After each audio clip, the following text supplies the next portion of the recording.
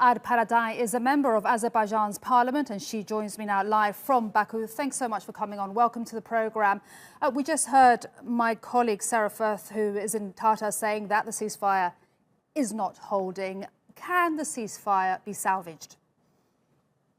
Thank you for having me here.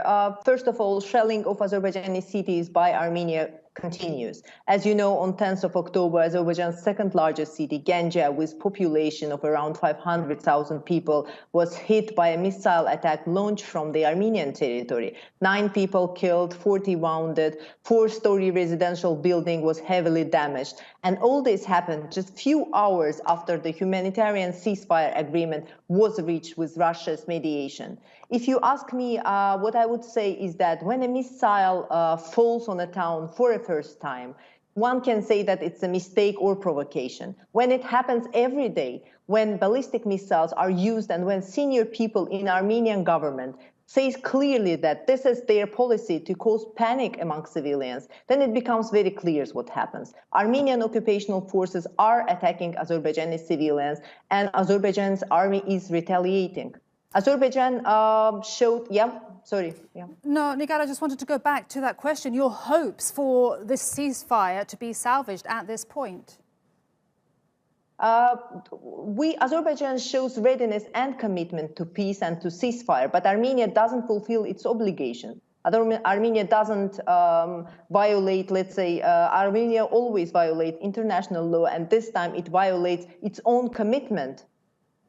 So Azerbaijan is ready. We are committed to peace negotiations. We have been committed to peace negotiations for 26 years, as you know, and we are now committed. But Armenia should stop violating this humanitarian ceasefire. And there were talks that would have followed this potential ceasefire. Where are they left now?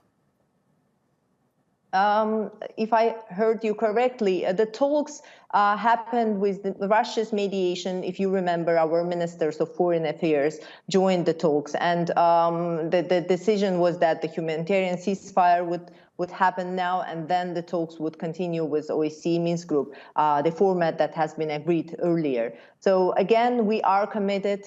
We have always been committed to our obligations, and we do it now, but Armenia should stop violating its commitment and should stop attacking Azerbaijani civilians.